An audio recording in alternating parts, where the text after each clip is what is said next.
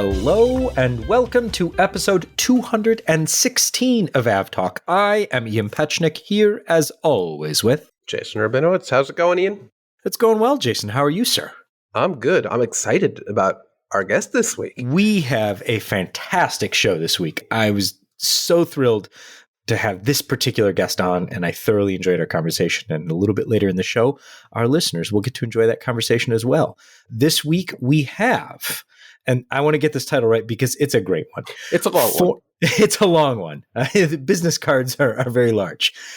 Former National Transportation Safety Board Chair and current Executive Director of the Boeing Center for Aviation and Aerospace Safety at Embry-Riddle Aeronautical University and current member of the Independent Safety Review Team for the Federal Aviation Administration, Robert Sumwalt joins us on the program a little bit later on. We're talking with Robert about his participation in the FAA's safety review team, but also aviation safety in general, how things have changed, how they haven't over the past few years, and where he sees the state of aviation safety in the U.S. specifically, but more generally as well. So a really good conversation coming up just a bit later in the show. But first, we have just a bonkers story from the get-go. And we have resolution on that particular story. Jason, did we talk about this? I don't know if we did. I don't think we did. Or did we take the decision? I think when it happened, we may have taken the decision. We intentionally ignored it. To ignore it. But now that he's probably going to jail, we can talk about it. Prison, hopefully. Yes. So federal prison. Federal prison. There's a big distinction between jail and possibly 20 years in federal prison. Well, gotta get that right. Yeah, we'll talk about the plea agreement because the headline number is much bigger than what will probably actually happen. But a YouTuber known for his aviation-related videos named Trevor Jacob took a Taylorcraft BL-65 up into the California desert, or above the California desert and mountains, and was flying. And what he said happened is that the aircraft developed engine trouble, couldn't find a place to land. Oh no, I'm going to have to jump out of the airplane in my parachute. How convenient that he just happened to have a parachute. Weird. I mean, and I get a lot of general aviation pilots, especially in aircraft like this, will wear a parachute. And that, like, I don't want to prejudice people against taking safety precautions. They generally don't have a dozen GoPros scattered around the aircraft, though. Generally. But in this particular case, anyone who watched the video said, that kind of looks staged. Those cameras are all very conveniently located. And so he said, no, this is what happened. The engine lost power. I tried to get it going again. It wouldn't. I couldn't find a safe place to land, so I had to bail. Well, to say people took interest in this suspiciously would be an understatement because all sorts of investigations took place. And by the way, this incident happened November 24th, 2021. So this is a year and a half ago at this point. And yeah, to say the NTSB, the FAA, and all sorts of other law enforcement agencies were suspicious would be definitely an understatement. Yeah. So the NTSB began an investigation. The FAA began an investigation. And so I guess to his not to his credit, but as part of the facts of the case, he contacted the NTSB and said something.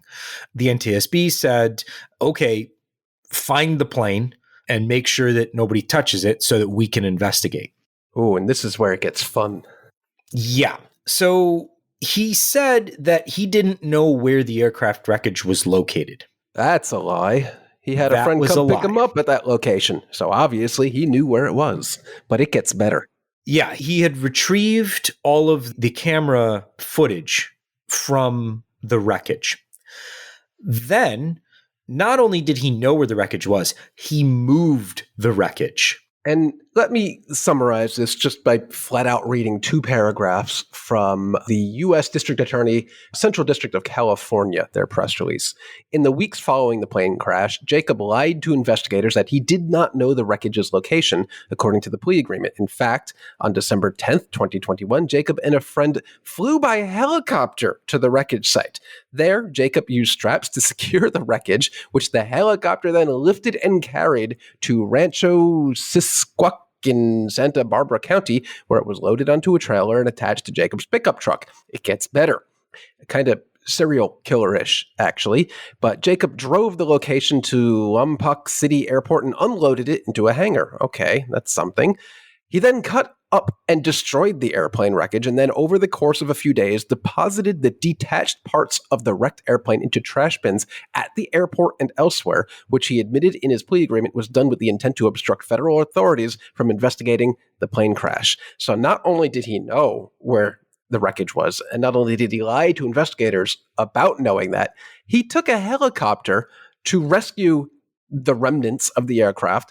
And then I swear, I've seen this in movies and TV shows. I think it was in Archer, actually, where they intentionally, did serial killer things and then disposed of whatever was left in different garbage cans all over the city. That's basically what this was.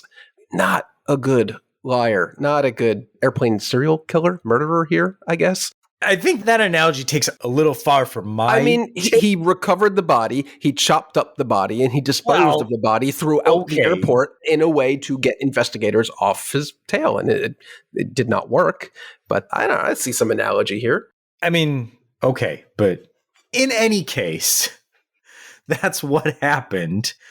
And so now he has pled guilty to basically covering up what happened and impeding a federal investigation. That's the fun part. They're not actually throwing the book at him for the act of jumping out the aircraft, I guess, or intentionally crashing it. They are throwing the book at him for lying to investigators and for obscuring, I guess, their investigations. So had he not gone through the act of covering up the body and disposing of it, they may not have had any valid charges on him, because I guess it would be very difficult to actually prove that the aircraft did not have mechanical issues and that he did not have to jump out of the aircraft. But by going through these overt actions of disposing of the aircraft, it gave the investigators the mechanism to actually charge him. And by the way, the FAA revoked his pilot license way back already in April 2022. So that has already happened.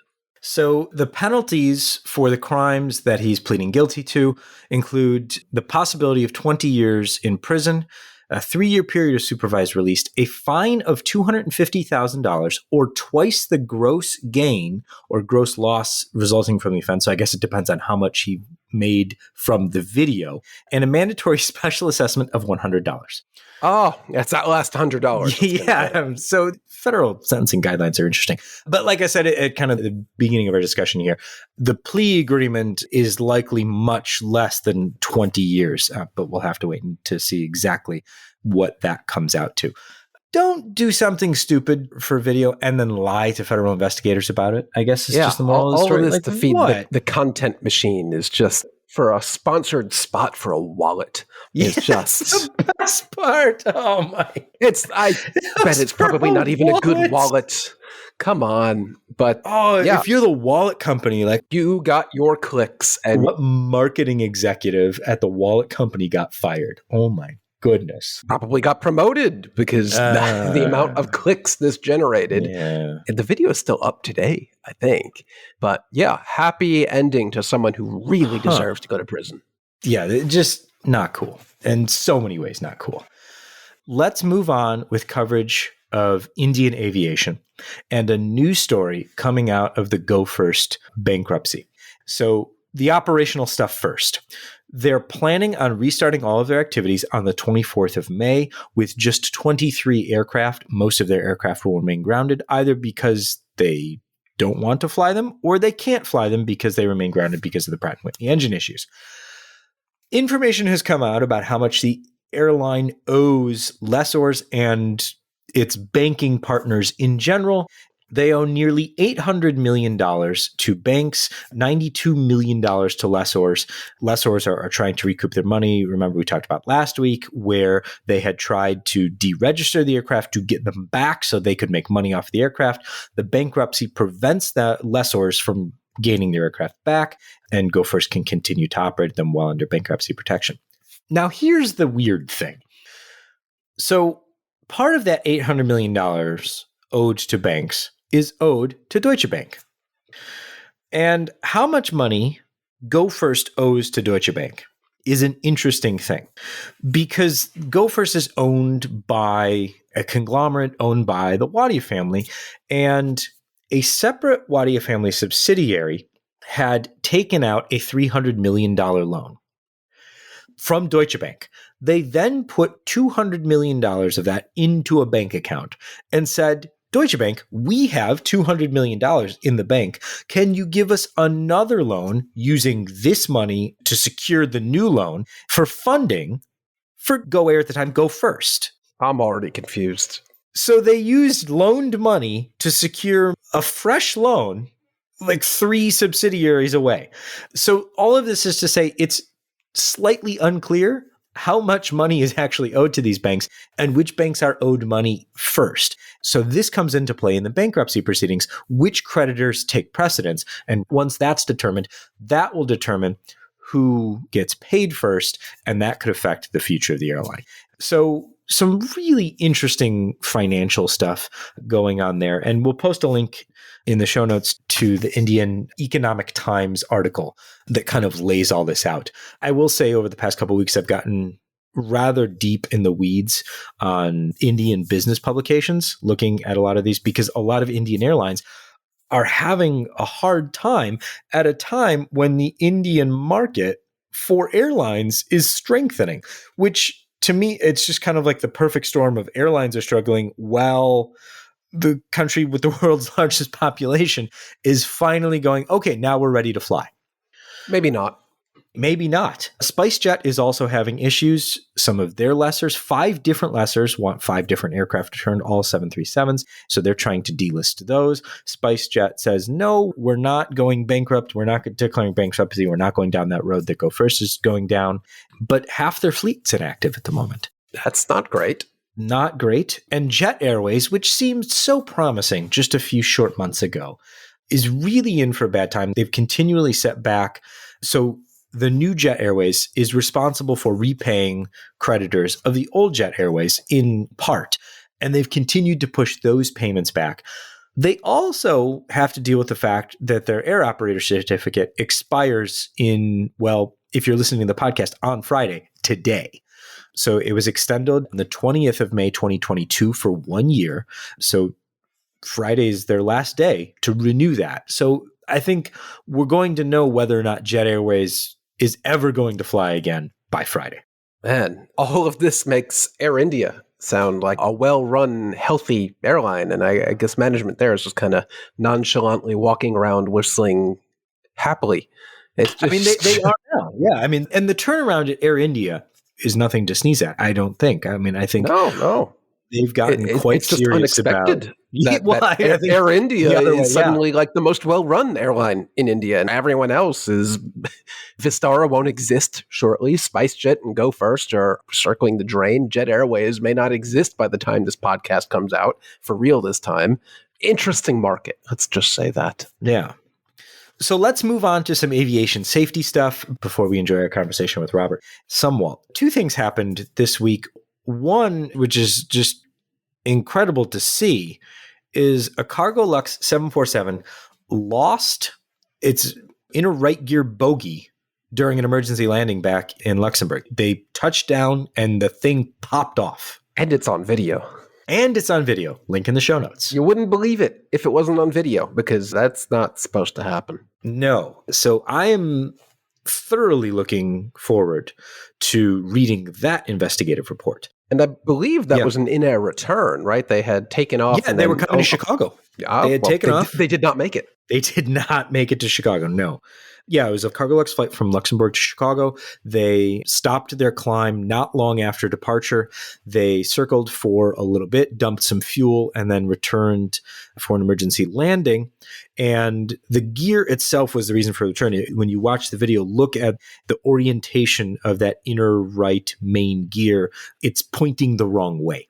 Yes, will be very interesting to read the report on what happened there, because if you've seen videos, and if you're listening to this podcast, I'm sure you have videos of hard landings and aircraft doing things to its landing gear that you wouldn't think is possible. It takes a lot for a landing gear to just shear off like that. The forces on it must have been kind of ridiculous, or it was very broken by the time they touched down. So we'll keep everyone updated when we eventually find out what exactly happened there, because that is not supposed to happen. Ever. No, it is not. And then the other story that we're following up on this week is from Nepal. So this was the crash of the Tara Air Twin Otter in, almost a year ago now, on the 29th of May, 2022. The aircraft took off from Pokhara and flew into a mountainside. And now we have the final report from the Nepalese Aviation Authority, which lists the probable cause for the flight into the mountainside. Yeah, and the probable cause is the flight crew's failure to monitor and maintain the proper course while inadvertently flying into IMC conditions with the aircraft terrain avoidance and warning system, or TAWS, inhibited, which resulted into a controlled flight into terrain accident. Basically, if you read through some of the news articles or reports, weather was bad, as it often is in the area. The pilot in command didn't want to go, but felt pressured for some reason, either by fellow crew or a passenger. They're not really sure, given that they can't see what happened on board the aircraft. They only have the audio. There were other flights going as well, but unfortunately, the crew got caught in some weather. There were complicating factors such as the terrain avoidance and warning system being turned off, because apparently it was poorly calibrated or miscalibrated, so it was likely giving them or past operating crews nuisance alert. Instead of calibrating that, I guess it was just turned off, either in the interim or hopefully not in the long term. And as it usually does, all these adding up circumstances unfortunately led to this accident. Yeah, we'll put a link to the show notes, to the final report in the show notes, so that you can take a look at that if you so choose. But another example of pilots performing a flight when the recording that we have from the CVR kind of lets us know that they didn't necessarily think they should be doing this. Yes, but they did it anyway. Yeah. Well, I think that perfectly sets up the fact that we're about to talk about aviation safety in depth with Robert Sumwalt. So let's take a quick break, and we'll come back with our conversation with Robert Sumwalt right after this.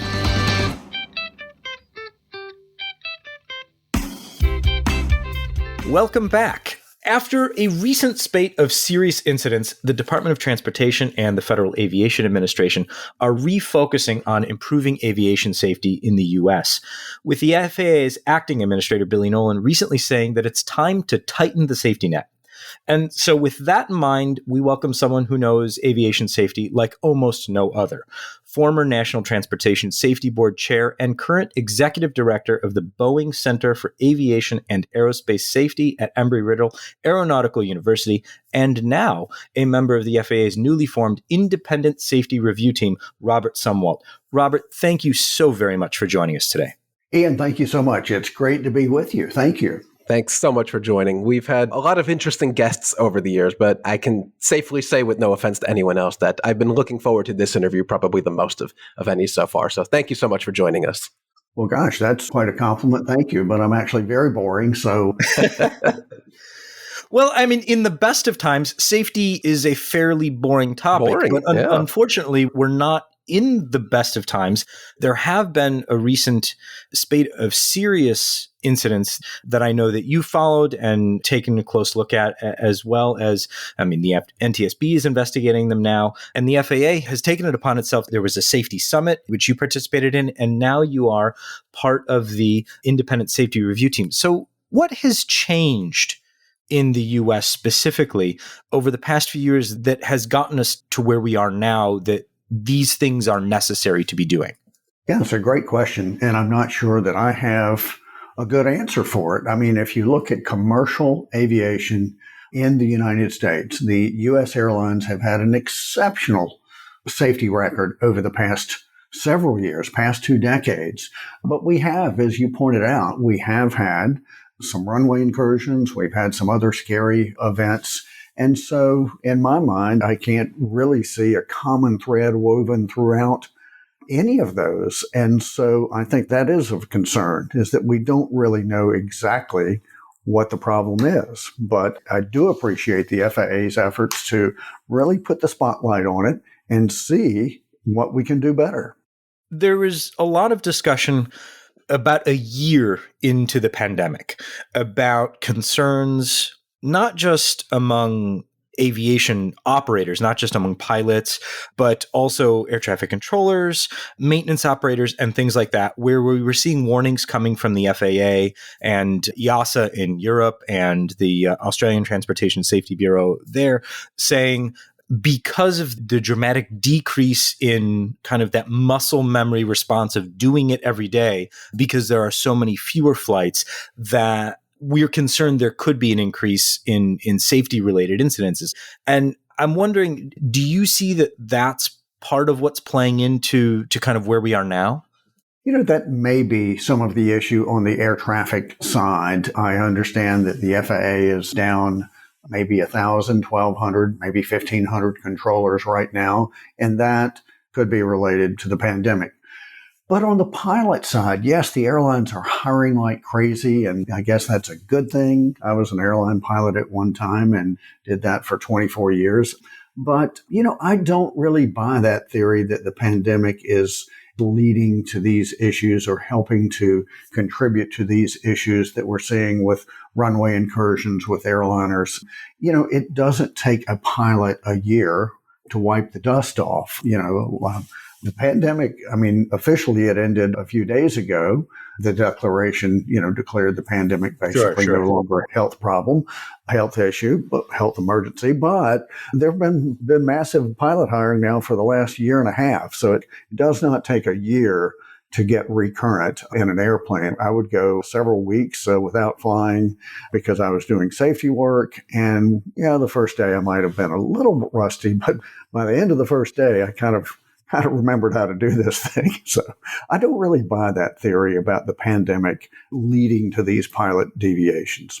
So what does concern you most? What area are you kind of thinking along the lines of the safety review team that you're now a part of with the FAA? What is the focus? Or is it just kind of taking a top-down look and starting at the top and working your way down, or bottom up for that matter? Yeah, that's, you know, a lot of people think we're going to be the end all be all for aviation safety. and that's not really correct. We are focused, we being the independent safety review team, we are focused just on air traffic services offered in the United States. So it's really looking at air traffic control to see if that is operating as optimally as it could. And the committee, the review team is just getting stood up. Our mandate is to have it done by the end of October. There's a lot of work. It'll be a busy summer, but we really are just getting cranked up there. It seems to be the common thread among a lot of these incidents that spurred the spinning up of this review board was that a lot of these incidents all seem to be runway incursions or a taxiing aircraft not being where it's supposed to be, causing a go-around or pilot, flight crew not taking off fast enough as they should be, creating a go-around behind them. Do you have just any gut feeling on why it seems like most of the incidents are happening on the ground rather than being something in the air or a routing issue or just bad piloting? It just seems like it's mostly just when the aircraft is on the ground. Do you have any theories into why that might be the case? You know, it's a really good question, Jason. I just wrote an article for Business and Commercial Aviation magazine on this very topic. And, you know, of the 6 or 7 highly publicized runway incursions that we've seen since the first of the year, I would say that possibly 2 of them might be ATC related, one in Austin, Texas, and there was another one that might have some ATC involvement. but the rest of them do seem to be originating in the cockpit. And my article really was to say, guys, gals, it's time to get back to basics. Let's make sure that we are maintaining the sterile cockpit. Let's make sure that both pilots are listening to and understanding the taxi clearance. Let's make sure that we are monitoring and backing up each other as we are taxiing, and that when we approach an active runway, we suspend all non-monitoring duties, such as loading the flight management computer or doing a checklist, that we suspend non-monitoring tasks until we've made sure that the airplane has stopped short of the runway, or if you're cleared to cross, then you have verified that you are doing what you're supposed to do. So yes, I do think that regardless of the underlying issue, you can never go wrong by saying, let's get back to basics. That's a great point, and I feel like that's going to make its way into the final report of the safety review team here. Well, we'll see. Kind of taking on Jason's question about the ground-based nature of a lot of these incidents, are there technology improvements or even just the application of existing technologies that you think would be more helpful in ensuring that these don't happen in the future? Yeah, I do think that technology has a lot of promise. I just had recently, in the last day or so, I had a briefing from an avionics manufacturer who's working on some artificial intelligence that can help a pilot safely navigate to and from a runway. And I think that there's a lot of promise with technology like that. But it still goes back to the people in the cockpit to make sure that they are properly following the taxi instructions and the whole short instructions and making darn sure that they are really cleared for takeoff. Two of the events have been airplanes actually taking off without clearance. So, those are interesting cases. So to answer your question, yeah, I think that there is technology that offers promise, and I hope that technology can be implemented sooner rather than later. And it's a great point, since I guess in the rest of our lives, if you're driving a car or even riding a bike, you set navigation and you kind of just go wherever the device in front of you tells you where to go. And if you've ever played Microsoft Flight Simulator and done an actual flight, they have an overlay on the taxiways that navigates you where you're supposed to go. And I guess it is just an odd situation where technology navigating the aircraft on the ground lags so far behind everyday life and everything else we do. It would be very interesting to see how the industry could possibly adopt something that would help pilots navigate the more complex airports. I know one of the major, more popular incidents, I guess I would say, was that American 777 at JFK, where even though American is hubbed at JFK and their pilots are very accustomed to the air traffic control chatter and the taxiway navigation there, it's possible for them to make a mistake. So maybe, yeah, I would love to see something in recommendations about how they can use technology to help pilots navigate on the ground rather than just in the air. Well, you are right. And certainly just like automation in the cockpit, flight deck, automation, autopilots, auto throttles, we've seen cases of over-dependence, over-reliance on that. I think it's also important is that as this new technology is rolled out, that we don't become overly dependent on it. We're using it as an aid, a guide, not solely the right thing. I think that years ago there was a probably nationwide advertisement, or Allstate or one of the car insurance companies, and the GPS was saying, turn right, and the guy turned right immediately into a building, into a plate glass window. And so I think that we do have to be very careful that we're still using what's between the ears to make sure we're doing the right things. I guess what we're talking about here is really a balance between helpful implementation of technology and still maintaining situational awareness. And like you mentioned, there's no shortage of incidents where the thing that was supposed to help and on balance has certainly increased the safety and efficiency of aviation has led to an incident. So I guess to Jason's point, maybe, ways on the flight deck is not necessarily the best thing. Yeah, but it can certainly be an aid, and certainly I want it to make sure that it points out where the latest speed trap is. They're going to get a lot of Southwest flights in that regard, then. That's right. And to Jason's point, I mean, he's talking about American Airlines being, having a big operation there at Kennedy and all. There was this one event, and one event is certainly one too many. But I do think that want to emphasize that most of the time, day in and day out, week in, week out, month in, month out, airplanes in our national airspace system are operating very safely without incident. So I think that it's important to point out the positive side of it as well. And that's probably why these events get so popularized, that we're just so accustomed to this industry being almost ridiculously safe, that even the hint that something possibly could have gone wrong just gets so reported because we're just so not used to that happening. Yeah, I guess that's a product of our own success. I started reading NTSB accident reports when I was in college. So to indicate my age, I'll just say that was in the 70s, in the late 70s. Go to the library and read the accident reports. And there were several 3 and 4 major airline accidents in this country each year. And now, if you look at the last major U.S. airline fatality through a smoking hole, have to go back to November of 2001 when there was a American 587 crashed coming out of Kennedy. And of course, then there was the Colgan Air crash in 2009, which killed 50 people. And then, unfortunately, there was a woman who lost her life in 2018 when a Southwest Airlines had it was not really an uncontained engine failure technically, but I'll call it that. It was an engine failure where a piece of shrapnel, a piece of the cowling flew off of the engine, and it banged into the side of the fuselage, knocked out a window, and unfortunately a lady partially went out with that. So if you look at the last smoking hole of a major U.S. carrier, you go back to 2001. If you look at the last regional airline accident, you go back to 2009. So it has been an extraordinary record, and I certainly am knocking on a lot of wood right now because we've got to, as I said, one is one too many. The thing I wanted to ask you about specifically into runway incursions, because that's really what the most recent collection of incidents has been, either an actual runway incursion or a potential runway incursion.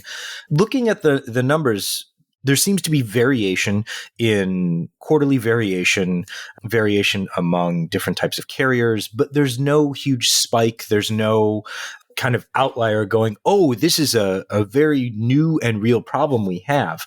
So I'm wondering, kind of coming from the FAA's perspective and your interactions with them, are they feeling like this is a new problem, or is this just something they're going, okay, let's do all we can to understand if there are in fact any new problems, or if we just need to reinforce everything we've already learned?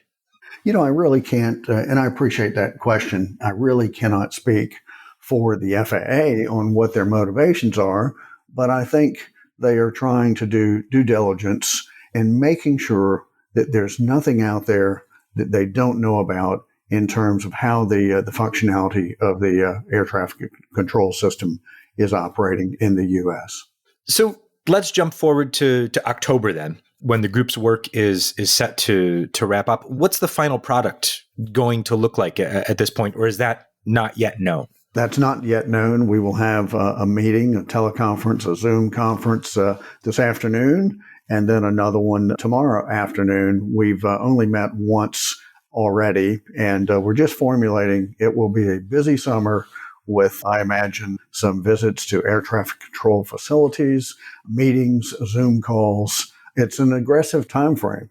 And we all know how the NTSB usually works. You investigate, you make recommendations that are purely recommendations that the FAA can choose to either mandate or, unfortunately, to the NTSB's dismay, often not implement. What happens with this panel, since it's not just the NTSB involved here? It's a whole suite of people from all over the industry. What's not the outcome, but is anything here?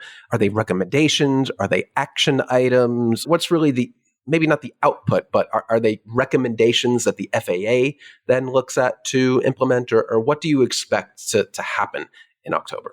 We're still in the formulative stages of the review team, but I would imagine that it would be a series of recommendations. That's what I would envision it would be. It's not just an exercise to see what we can do. I think we've got some very smart people on the review team. I think we'll come up with something actionable for the FAA. The review team, I just want to note kind of who else is on the review team. Besides yourself, we've got a former NASA administrator, Charles Bolden Jr., former Airline Pilots Association president, former National Air Traffic Controllers Association executive vice president, FAA chief operating officer, or former FAA chief operating officer, and former FAA administrator. So it's a broad swath collection from across the industry. Are you also going to be pulling kind of other folks in to assist with things, or is it just going to be all of you folks just getting out there and spending the summer figuring out what is going on? Yeah, I certainly think we're going to have to pull in experts and interview them, and they will help put the puzzle together for us in terms of laying out the pieces, and then it will be up to us to put the pieces together and figure out what needs to be done. So, putting the next few months into context, is there anything that you personally are looking forward to looking into further, or you already have some inklings in mind of things that you think are threads that you want to pull for the next few months? You know, it's like when I was at the NTSB, you don't want to go into something with preconceived notions. You want to allow the facts to speak for themselves and then conduct a thorough analysis based on those facts. I think that's the approach that I'm going into this with. We have been speaking with former National Transportation Safety Board Chair and current Executive Director of the Boeing Center for Aviation and Aerospace Safety at Embry-Riddle Aeronautical University, Robert Sumwalt. He is spending this summer, a very busy summer it sounds like, as part of the FAA's new independent safety review team. Hopefully we can have you back in the fall and we can hear more about what came out of the panel's work. Well, thank you. We'd be delighted to do that. Thank you so much. This is not a paid endorsement for Flight Radar 24, but before we went on the air, I told you that I love it. I have it on my phone. When I'm at Embry-Riddle at home at Embry-Riddle, I will look and see if that's one of our birds flying above. And so I enjoy very much what I get from Flight Radar 24. Thanks for having me. It's a pleasure to be with you. Thank you so much for joining us. Robert Sumwalt, it's been a real pleasure to talk to you. Thank you so much for joining us.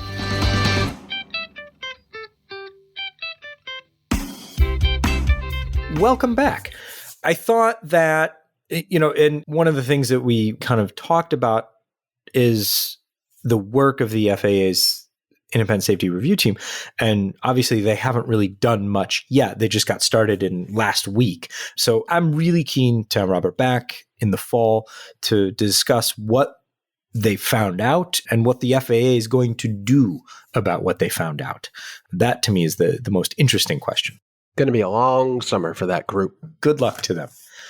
We begin, I guess, this summer with the IATA annual general meeting, which is taking place in Istanbul. Jason, I know you've attended that in past years, but this year, I think the big news coming out of that is going to be a very large order from Turkish Airlines, most likely for Boeing jets, at least initially, with Airbus to follow later. The airline CEO said they want to order 600 airplanes.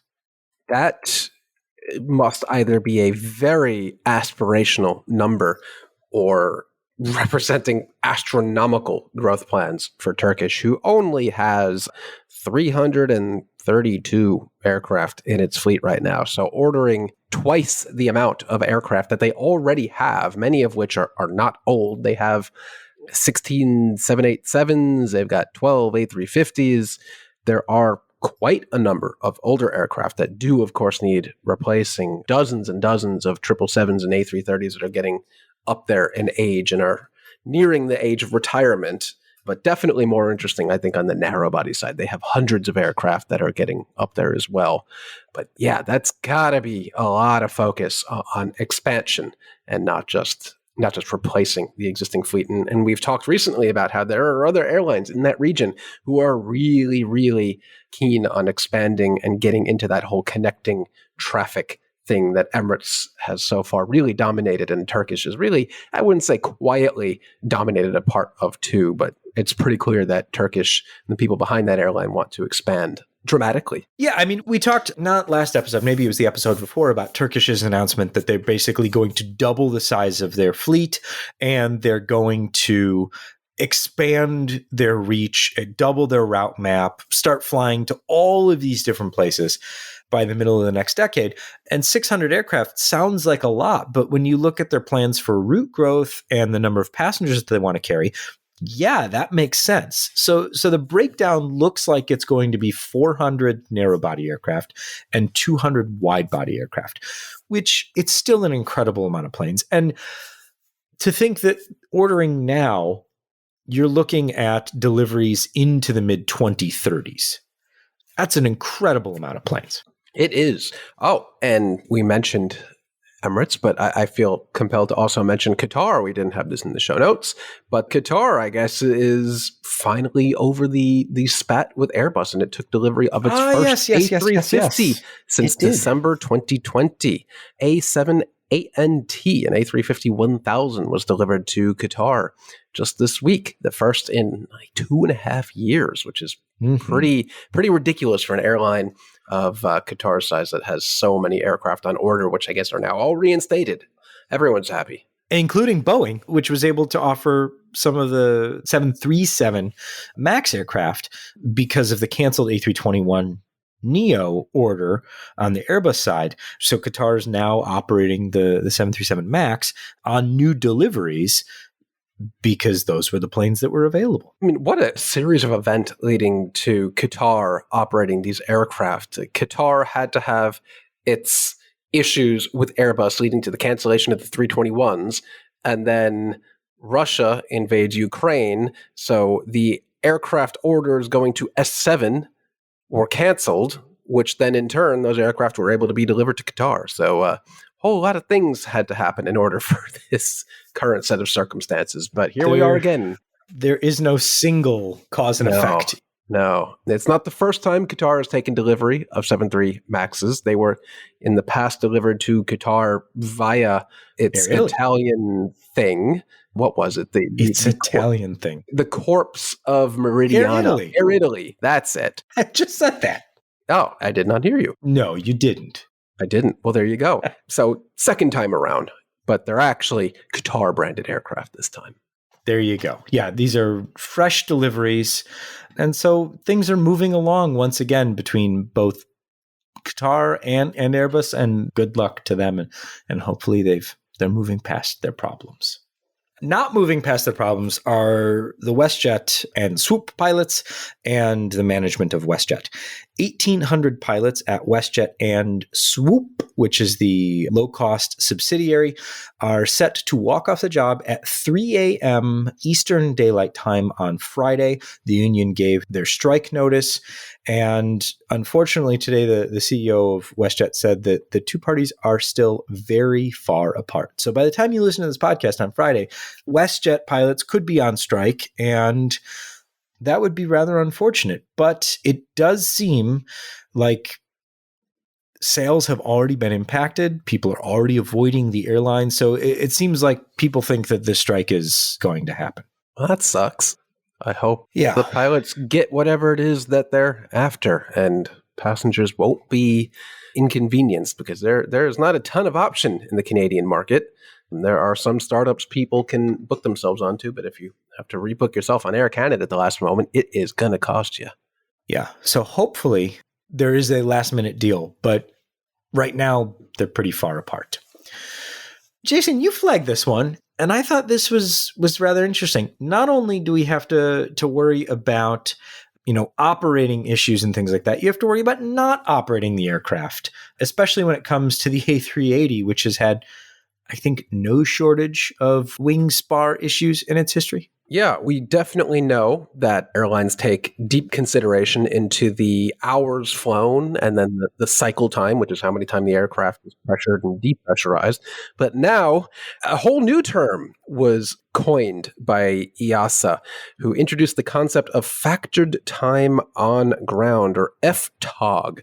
This comes to us from Aviation Week, where apparently the extended groundings of the A380s exacerbated some of the wing crack issues they've had. And turns out that, and I'm quoting here, the biggest driver is temperature, and the second is moisture. And a lot of these aircraft were stored in some very hot, hopefully not very humid places. But yeah, just interesting that now not only will you have to keep track for maintenance reasons of how long this aircraft was in the air for, but how long was it on the ground for, which is just, it's complicated. The Airbus A380 has had a very long, complicated history with wing cracks and all sorts of other related issues. But man, having to coin an entirely new term to talk about how long an aircraft was grounded for and how that impacts cracks on the wing is just probably not something anyone had in mind when the first A380 rolled off the production line. Yeah.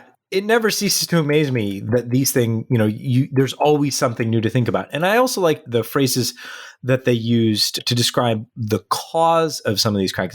Hydrogen-assisted cracking or hydrogen embrittlement.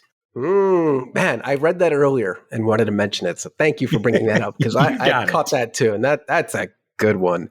But yeah, for sure. Airlines that had grounded the A380 and are bringing them back in service are having to deal with this. Primarily coming to mind, BA, I know, stored them in Madrid, I think, and it is quite hot there in the summer. So yeah, a lot of aircraft, a lot of A380s are going to have to look deeply into and calculate a whole new thing. That's just fun. There you go. Let's close out the show with some order and operations news. First note is the C919, the first one that was delivered to Chinese Eastern Airlines, is back in the air, or flew for the first time in a few months. It had previously been sent back to the manufacturer's airport in Shanghai. Today, it flew back to its operational airport in Shanghai with the airline. So we'll see if that means they're putting it back into the schedule anytime soon or what. It remains a mystery. As John Oster at the Air Current noted, it remains a mystery why it was sent back to the manufacturer. I have a feeling that we'll never know. We'll never know. This is an interesting one because I'm still, a few years on seeing Singapore Airlines operate narrow-body aircraft. I'm still getting used to that. But they've kind of reconfigured a bit of their order book and are dropping some of the MAX orders, but they're up-gauging their orders for the largest version of the 787, the 787-10. Jason, you flagged this one to chat more about it. I mean, it makes sense when you think about Singapore was never actually supposed to operate the 737 on its own. These were originally destined for Silk Air, which doesn't exist anymore. So they've been folded into flying for Singapore Airlines, branded as Singapore. But yeah, we don't know the full details of this. This was, again, brought to our attention by Flight Global. It was disclosed in an earnings report. But yeah, they're canceling some 73 MAX orders, but they are swapping 787-9s for the 10s. And there are still more MAX orders. I believe there's still 13 MAX 8s and 15. That's not a MAX, but there's still plenty more MAXs on order for Singapore. Just slightly less than before. And speaking of 737 MAX orders, in its earnings reports this week, Southwest CEO Bob Jordan said that they expect the 737-7. I got yelled at last week for saying 737. So I will say both the 737-7 and the 737-7. 737-7. Yes. They expect that to be certified in August. Boeing says, yeah, we're not going to say that because we got in trouble last time we said anything about certification timelines.